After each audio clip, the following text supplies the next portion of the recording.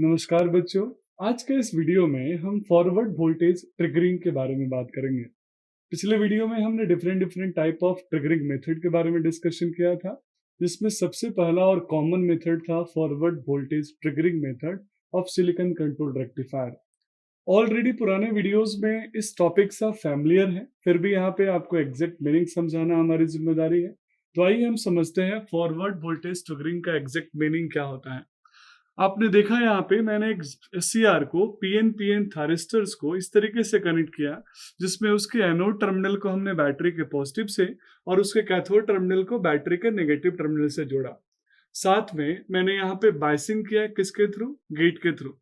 जब हम forward voltage triggering करेंगे तो बच्चों आप ध्यान रखिएगा, यहाँ पे मुझे गेट पल्स की जरूरत नहीं होगी। ये ज्यादातर स्टूडेंट एग्जाम में गलती करते हैं, वो इसकी ट्रिगरिंग इसके साथ कनेक्शन कर देते हैं और उसके बाद फिर वो फॉरवर्ड वोल्टेज ट्रिगरिंग की बात करते हैं। क्योंकि अगर आपने गेट पल्स जोड़ दिया तो वहां पे फॉरवर्ड वोल्टेज ट्रिगरिंग नहीं होगी, क्योंकि उस वोल्टेज को अचीव करने से पहले ही आपका डिवाइस टर्न ऑन हो जाएगा।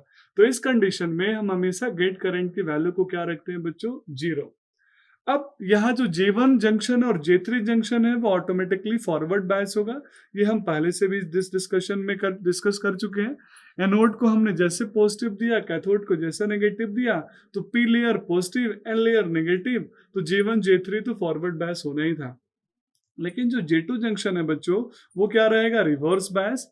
तो रिवर्स बायस होने की वजह से स्टार्टिंग में बहुत small value of current flow होगा, जिसको हम बोलते हैं लीकेज करंट। तो जब मैं फॉरवर्ड वोल्टेज ट्रिगरिंग कर रहा हूँ, मींस फॉरवर्ड वोल्टेज बढ़ा के मैं डिवाइस को टर्न ऑन कर रहा हूँ, उस समय मुझे अपने डिवाइस के अंदर एक वोल्टेज अचीव कराना होगा। This is called forward break over voltage. और जैसे ही डिवाइस मेरे इस वोल्टेज को अचीव करेगा, ऑटोमेटिक वो धीरे धीरे करंट को इंक्रीज करेगा और फाइनली वो फॉरवर्ड ब्लॉकिंग मोड से फॉरवर्ड कंडक्शन मोड में चला जाएगा।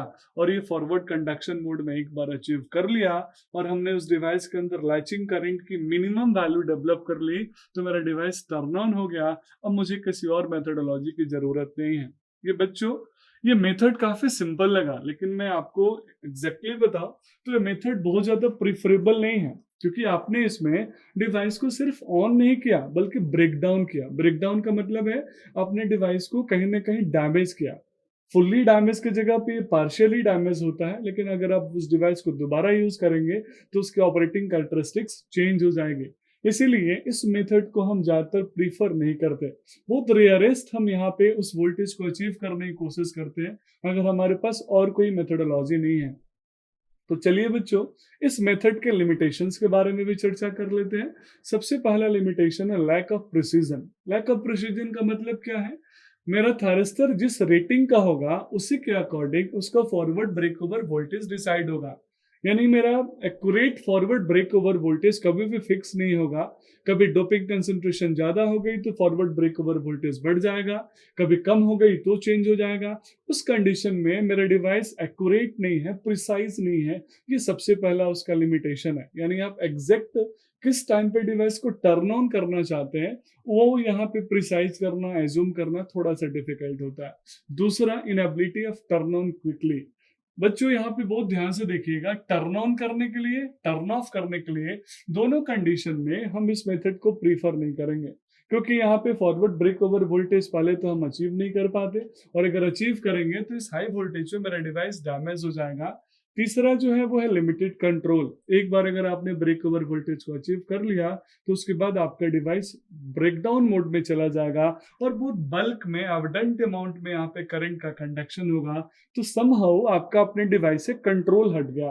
तो ये बहुत इफेक्टिव मेथोडोलॉजी नहीं है, फेनोमेनन नहीं है, इसलिए इस मेथड को हम जनरली यूज नहीं करते। अगला है वोल्टेज पोलैरिटी डिपेंडेंसी।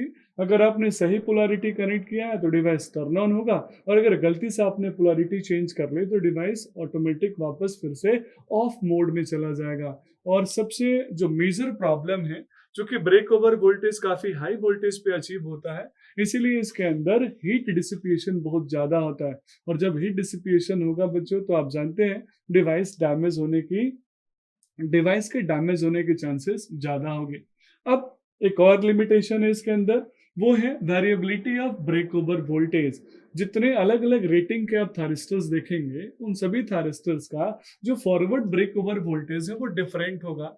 उस वोल्टेज को अचीव करना थोड़ा सा डिफिकल्ट होता है।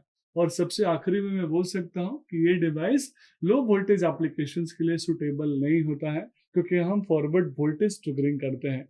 ये कुछ लिमिटेशंस थे बच्चों, जिसकी वजह से ये मेथड आसान तो है लेकिन इफेक्टिव नहीं है, और इसलिए इस मेथड की जगह पे हम और अदर मेथड्स को प्रीफर करते हैं। अगले वीडियो में हम नेक्स्ट मेथड को यूज करेंगे, जिसको हम यूज करके डिवाइस को इफेक्टिव टर्न ऑन करेंगे। That's all about this video. Thank you so much.